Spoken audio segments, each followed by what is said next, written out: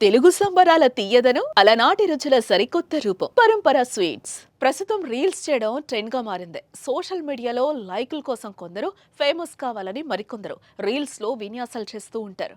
కొన్నిసార్లు వారి reels pitch peaks కు చేరుకుంటుంది. వారు చేసే సాహసాలే వారి ప్రాణాల మీదకు తెస్తుంది. తాజాగా ఇక్కడ కూడా ఓ మహిళ రీల్స్ పిచ్చి ప్రమాదానికి దారితీస్తుంది. నీటిలో దిగి రీల్స్ చేయబోయి పట్టు తప్పి ప్రాణాలు కోల్పోయింది. యూపీలోని ఉత్తరకాశీలో మణికర్ణిక ఘాట్ వద్దకు ఓ మహిళ తన పిల్లలతో వచ్చింది. అలా అక్కడికి చేరుకున్న కొద్దిసేపటికే రీల్స్ చేద్దామని పిల్లలకు ఫోన్ ఇచ్చి నీటిలోకి దిగుతుంది.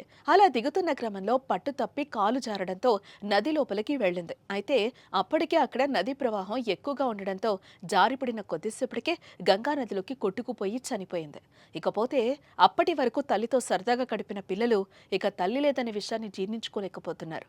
తల్లి నీటి ప్రవాహానికి కొట్టుకుపోతుంటే మమ్మీ మమ్మీ అంటూ వారు పిలుపులు సోషల్ మీడియాలో వైరల్గా మారాయి.